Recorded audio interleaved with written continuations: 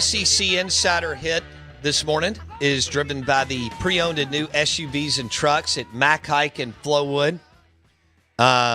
They've got vehicles loaded up there at the dealership, MackHikeFlowood.com. MackHikeFlowood.com. And once you pick out your SUV, truck, or Jeep, just take it down to Rick's Pro Truck, not but a half a mile from Mack Hike in Flowood, and get what you need on it. We're live in the Bank Plus studio. A lot going on at Mississippi State. What's the latest on Dylan Johnson? They picked up a quarterback out of Vanderbilt, Mike Wright, as a backup to Will Rogers. And as Chris Parson gets some seasoning and development, among other things, transfer portal mania continues. We welcome in Steve Robertson on the Patron Añejo Tequila guest line. You're listening to Out of Bounds on ESPN 105.9 The Zone. Steve, does Dylan Johnson stay at Mississippi State, or does he go somewhere else? Well, I guess that's probably the million-dollar question at this point. You know, there's been a lot of ebb and flow with all this. He was here on campus, 2 weekends ago and visiting friends, and it seemed real optimistic. And then over the course of last week, it doesn't seem quite as likely as it once did. And if I had to call it today, I'd say he probably is not at Mississippi State next year. And that's unfortunate. Of course, it was a very difficult situation. There were some things that were, posted on social media. And, of course, Coach Mike Leach, God rest his soul, said some things that were not flattering about Dylan Johnson. So there are no winners here in this situation. But I do think Dylan Johnson has given State, a very solid look this time through. But the reality of it is State's going to have, 4 scholarship running backs. So it's not necessarily a need for Mississippi State. It's a bit of a luxury.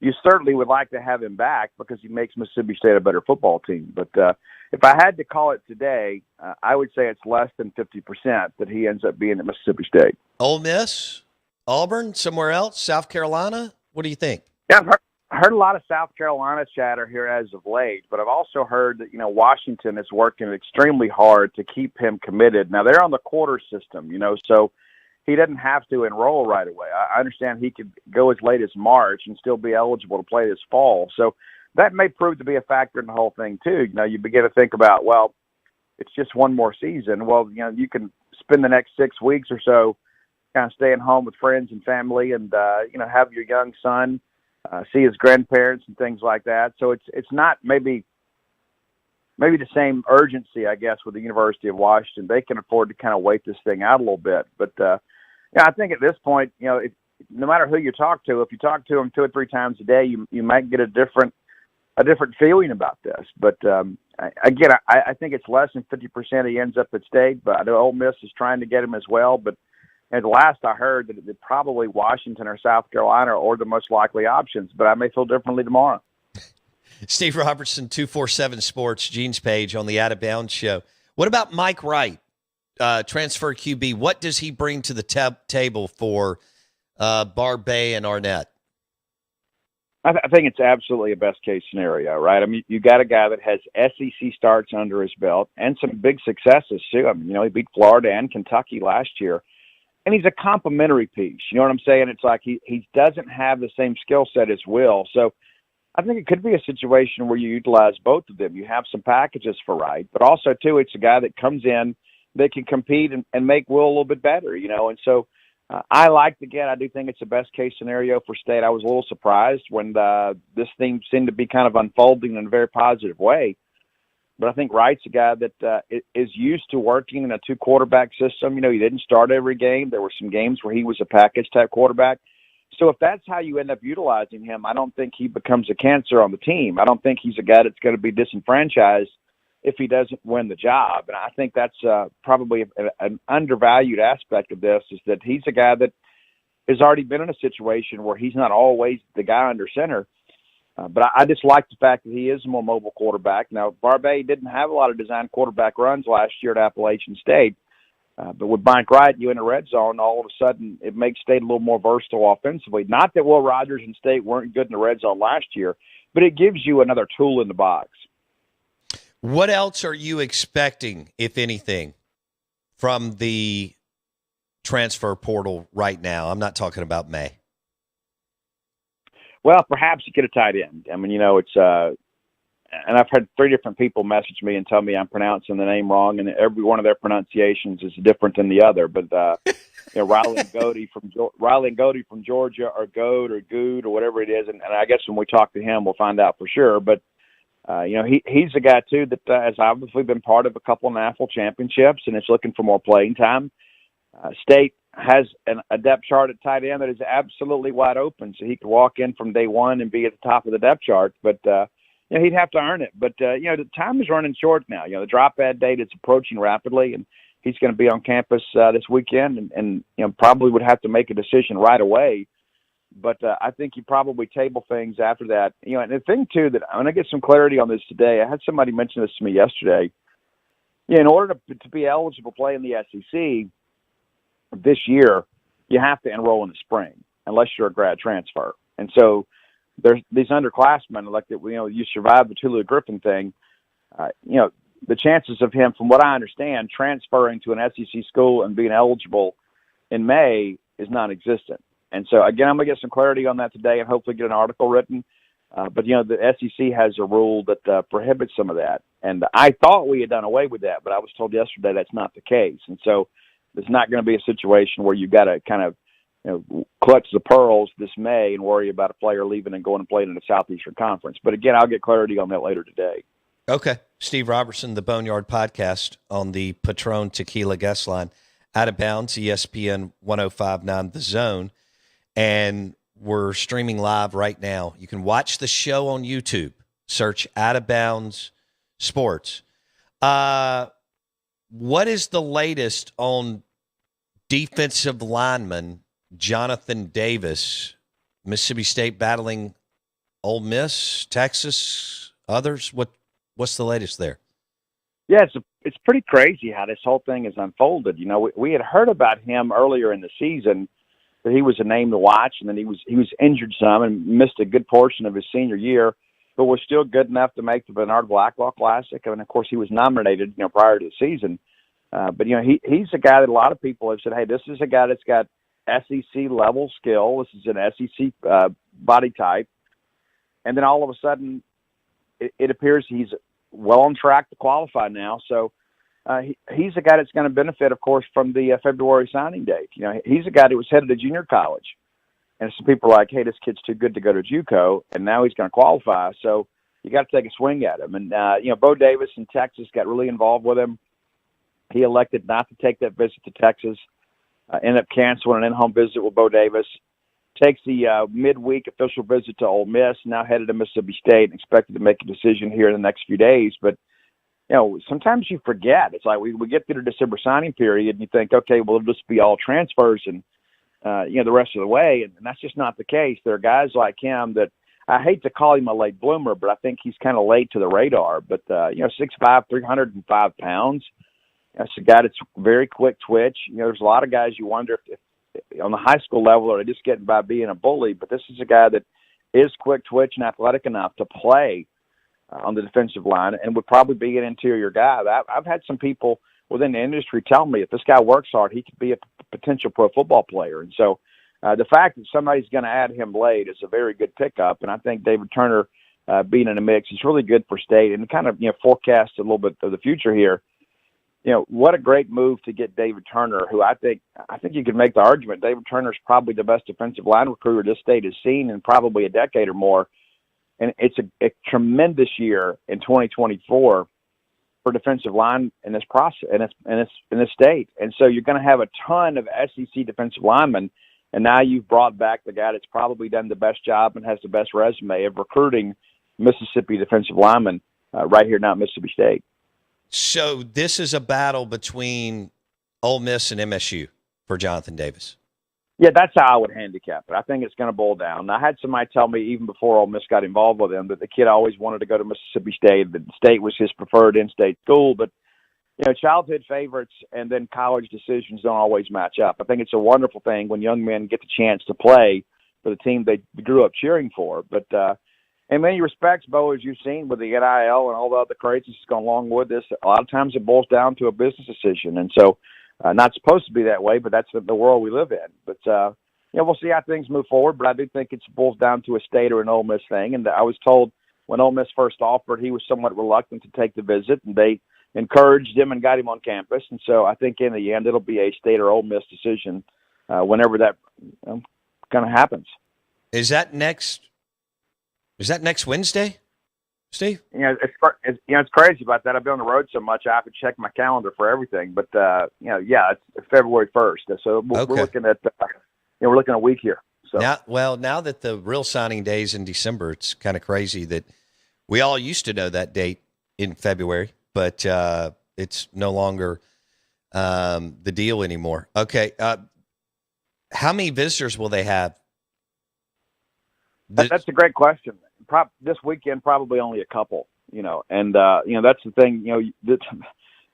4 years ago, we'd be gearing up for 25 visitors, or less. But there was no chance of not having double-digit visitors the final weekend before signing day because you wanted to get the last visits. You wanted to make that last big impression because so many of these kids are very impressionable and they believe the last person they talk to. And so used to that's what it would be. You get the last visit, and the dead period started on Sunday, so you didn't have to worry about anybody legally doing an in-home visit with prospects. But now it's just kind of another weekend. There'll be a couple kids here, and then we'll call and interview them. But there's not the same urgency that there used to be with this final weekend of the recruiting process. All right. I can't remember if we've talked to you, Chad Bumpus, back in Starkville, and so he was a hell of a player. He coached at Utah, a couple other places. Whittingham's a good coach. I know the Dan Mullen connection there. What do you see with Bumpus coming back to Starkville? Well, I think the fans are rightfully excited. Because number one, Chad has continued to recruit this state no matter where he's been, whether he was at Austin Peay or, at Utah. He was a guy that continued to maintain relationships within this state. And the biggest thing about recruiting that I think so many people undervalue, it is about relationships. It's not always about facilities. It's not always about NIL, but especially about relationships between a coach and a parent. And I think Chad Bumpus is a name that is known within this state. He's not too far removed from his playing career. People remember his exploits here, and he was part of some great Mississippi State teams. And life is a whole lot easier when you don't have to introduce yourself. And I think that's the case with Chad Bumpus. I think not only does he know Mississippi, but Mississippi knows him. And there are a lot of guys in Tupelo and in that northeast part of the state. They've gone up hearing about Chad Bumpus. And so when he walks in the door, he has instant credibility. And so I love the hire. I wish it would have happened last year. But you know what? If it had happened last year, he might be out the door this year. So I think, timing works out the way it's supposed to work out. And Chad is back now coaching receivers rather than having to coach running backs or something. And I think I give Chad a lot of respect for that. There are a lot of people that would have said, you know what, I'll just compromise what I want to do just to be where I want to be. And Chad didn't do that. Chad's like, listen, I'm a Power 5 wide receiver coach. I'm not going to go back to Mississippi State to coach running backs. And that situation never really materialized. But if he had come back last year, I don't think he's here today. And I think things work out the way they're supposed to work out. But I think that is huge for Mississippi State. I think not only that he can be a great coach, but I think he's going to be an incredible recruiter. And as a guy that kind of grew up observing the rivalry and then playing in it for 4 years, this is a guy that's going to take this in-state recruiting thing very personally. Steve Robertson on the Out of Bounds Show, 105.9 The Zone, ESPN. Okay, what about Greg Knox coming back to Starkville? I don't remember how many years he was there. It was all during the Mullen tenure. Did he do the last year of Kroom or so, or was it just all Dan, Steve? No, he was a Greg. He was a Dan Mullen hire. And what's interesting, really the only people he's ever worked for are Tommy Tuberville and Dan Mullen, right? It's like, he worked for Tommy at Ole Miss, and then he went with Tommy to Auburn, and then Dan Mullen hires him away, and so he spent, 20-some-odd years coaching in the SEC for two different coaches. Loyalty is a strong suit for him. And, Greg's family's still been here. Even though, Greg went to Florida, they maintained a place here. His kids have been here, and so in many respects, Starkville's kind of become home for him. And I think bringing Greg back, even as a senior analyst, is huge because Greg's a great football coach. Now, he's been a good recruiter, but he's been a great football coach. And when you look at the production the backs got under Dan Mullen with Greg Knox calling the shots, it's pretty remarkable. And you remember the inside thing they did with the SEC Network. There were so many people that saw how technical Greg was. Like when he would go through watching film with his guys and how he broke things down. Just a detail-oriented guy that gets the best out of his players. Now, he's not going to be an on-the-field coach, but I think when you pair him up with Tony Hughes, and Tony's never coached a position, but Tony's a football coach. I mean, Tony can coach anything, right? But I think Greg can be an incredible resource, for Coach Hughes. And I think also, too, another guy that knows Mississippi, a guy that has high character and people are very aware of. Okay. All right, so any other news on the football front that we need to hit for Arnett and MSU? One thing I'll tell you is I had an industry friend tell me that Matt Dewhurst, that's going to be the new safeties coach, somebody that just kind of reached out to me and said, hey, I know this guy's been an off-the-field analyst, but Matt Dewhurst is a rising star in the coaching profession. He's extremely intelligent. He's a guy that relates well to his players. I know a lot of people are just like, okay, well, I don't know who this guy is. There are people within college football that believe that he is on the fast track and that within a few years he'll be a defensive coordinator somewhere. And he wasn't a Zach Arnett guy initially. Of course, he was a guy that Zach had, kind of working with him as an analyst. And so now it makes sense. So Zach Arnett obviously agrees with that assessment that this is a young man that's on the rise. And then, Arnett coached safeties last year. So he's kind of turning the personnel group over that he knows really well, to a guy that's getting back on the field. Of course, he was on the field before Texas State. But it's interesting, when you talk to friends in the college coaching profession, they'll bring these names up as kind of on their own. And I think that was interesting that somebody just kind of reaches out and says, hey, this guy's going to do a really good job at Mississippi State. Don't be surprised if down the road he's a big-time coach somewhere as a defensive coordinator. And I think that's important to share. All right, we'll leave it there. Steve Robertson, genespage.com, 247 Sports, and the Boneyard Podcast. Thanks, Steve. Appreciate it, man. See ya. He joined us on the Patron Añejo guest line. Good morning. Welcome in. Got an update there. Dylan Johnson. Steve does not think that he will be at Mississippi State, and he thinks South Carolina, Ole Miss, and Washington are still in the mix. So you're looking at Woody Mark, Simeon Price, and the JUCO from Hines, and the high school kid you signed from, I guess he's going to play running back. I don't know. He may be a scat back or something. He's like 5'7", 160. Not sure how that's going to look. Rare those guys can play at the SEC level, but he may be a guy that can. We'll just have to. Katy, Texas. Running back, slot, scat back. I don't know. We'll see. So got an update from Steve Robertson, and you could tell he liked the Mike Wright edition. Gives you some good depth from an SEC starter behind Will Rogers, and he's totally different stylistically. I mean, he's totally different than Will. Will's a super accurate passer and a pocket passer, and Mike Wright is 6'4", almost 215, 220, and he's mobile. Let me ask you. You really haven't had that since Garrett Schrader. Go ahead. Let me ask you from this perspective. When someone says, but Bo, they are so stylistically different, however will Kevin Barbay be able to run an offense for Will Rogers that Mike Wright can come in and play if Will goes down? Because they're so different. Oh, I don't. People do it all the time. I mean, coaches do it all the time, even at the high school level. So, would they run the same offense with both of them, or would they have to adapt it? No, it would just be different plays within the offense. So, yeah, I mean, I think you're just going to see more mobility and run heavy when you have Mike Wright in the ballgame, which I think is always run, never pass. That's what State fans want. No, they don't. Always run, never pass. You are going to run the ball more under Barbay. But, yeah. I mean, that would have been anybody that would have come in. Hey, look, the Pirate, he liked to throw it around the yard. Yeah. And he almost won 60% of his games doing it. Barbay's much more a Kiffin-styled offense. Yeah. Well, you could name any number of guys, but yeah, you went with Kiffin. Well, because Kiffin's spread of run to pass ratio very similarly mimics the 3 years that he's been in Oxford. Kendall Browse. Very similarly mimic what Barbay did his 2 years as a play caller. Gus Malzahn. Yeah. Hugh Freeze. Yeah. Well, all those guys run their QBs more. And as Steve said, and Dave Bartu said yesterday, Barbay has not, in his 2 documented years as a play caller, not used a running quarterback that way. Because he didn't have, correct. Just from the YouTube clips that I watched, because he didn't have a running quarterback.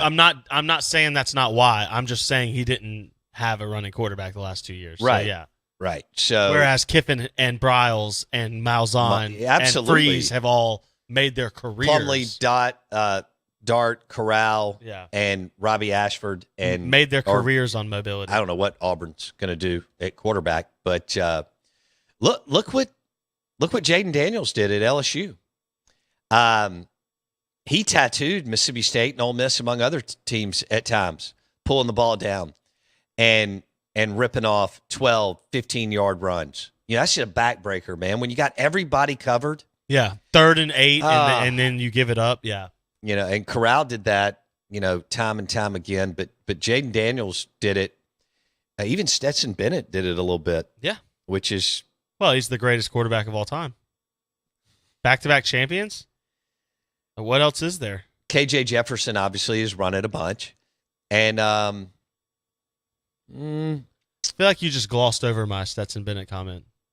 Yeah. Sports Illustrated said he's the greatest of all time. Back-to-back Greatest champion. college QB of all time. What does that mean? That's a great question. What exactly is Tom Brady? By what metrics exactly are you telling me that Stetson Bennett IV? He won 2 titles in a row. Okay, and that's incredible. And his career was. But his story is amazing. There you go. And his career is really, it's impressive. Yeah. But I would just need to know exactly what metrics you're. He won 2 titles in a row. Yeah. Greatest season would be Joe Burrow. Oh. Cam Newton. Over Mac Jones. Danny Warfel. Mac had a hell of a year. You're right. I mean, he had 2 amazing, well, go ahead and say 3 amazing wide receivers at his disposal that nobody could cover. No. So I don't. I mean, Mac's a good football player, but man, when those guys are running 4 yards from DBs, it makes life a lot better. Yeah, it but does. Hell, Stetson had the same thing to a certain extent. I mean, he didn't have Devontae Smith and Waddle, but he had some really good football players. You know, in the NFL, no QB threw into tighter windows consistently in all the year than Dak Prescott. That doesn't surprise me with that receiving unit, Blake. You know, and Gallup was playing on one leg. James Washington, the big transaction, played a whopping 3 games, and Tolbert, the draft pick, had 5 catches. I mean, what am I doing?